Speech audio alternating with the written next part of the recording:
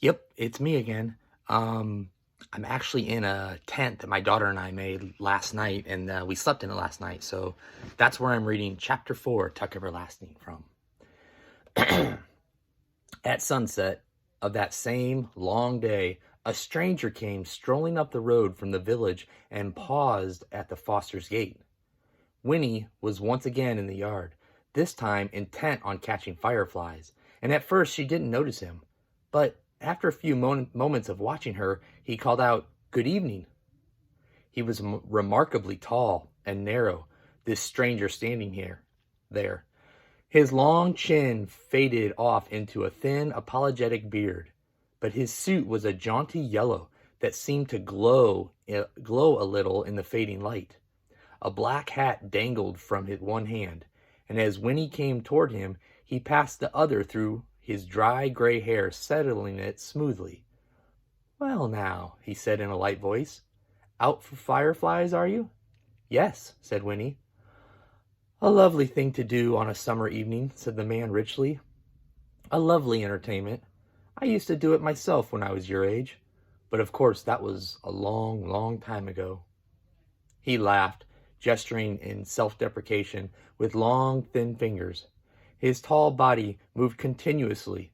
A foot tapped, a shoulder twitched, and it moved in angles rather jerkily. But at the same time, he had a kind of grace, like a well-handled marionette. Indeed, he seemed almost to hang suspended there in the twilight.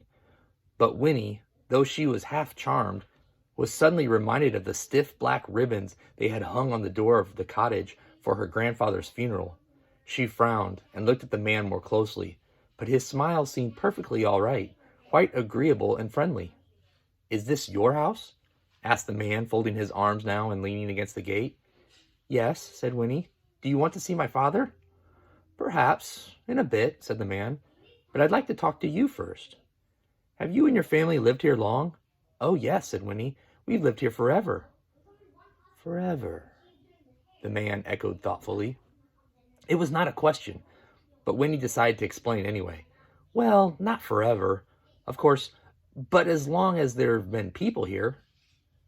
My grandmother was born here.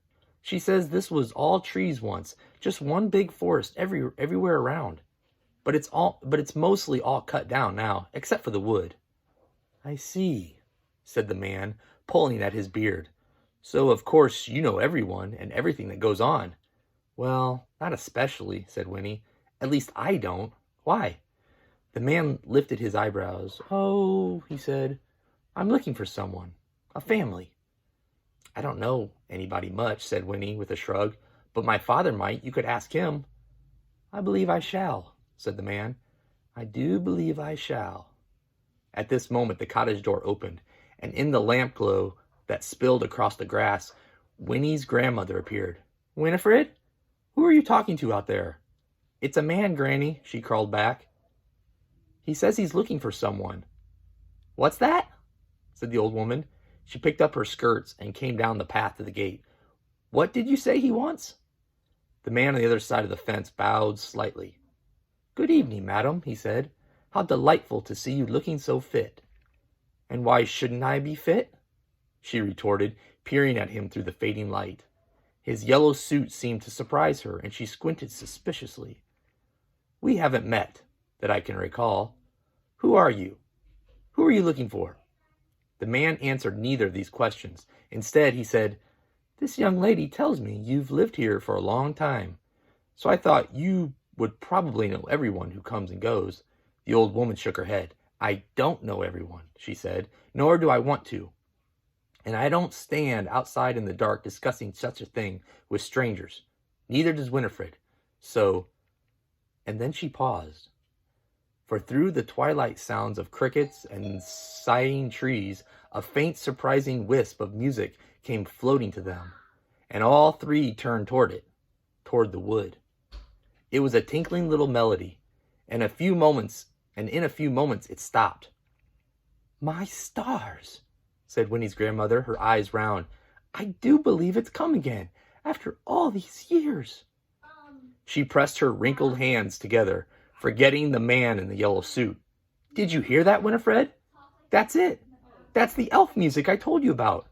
Why, it's been ages since I heard it last. And this is the first time you've ever heard it, isn't it? Wait till we tell your father."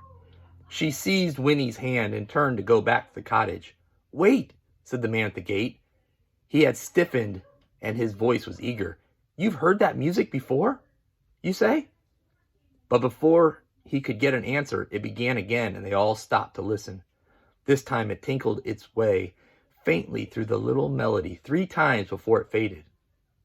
"It sounds like a music box," said Winnie when it was over. "Nonsense, it's elves," crowed her grandmother excitedly. And then she said to the man at the gate, "You'll have to excuse us now." She shook the gate latch under his nose to make sure it was locked, and then, taking Winnie by the hand once more, she marched up the path into the cottage, shutting the door firmly behind her. But the man in the yellow suit stood tapping his foot in the road for a long time, all alone, looking at the wood. The last stains of sunset had melted away, and the twilight died too, as he stood there, though its remnants clung reluctantly to everything that was pale in color: pebbles, the dusty road, the figure of the man himself, turning them blue and blurry. Then the moon rose. The man came to himself and sighed.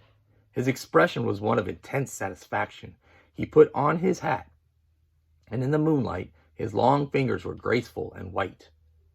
Then he turned and disappeared down the shadowy road, and as he went, he whistled very softly the tinkling little melody from the wood.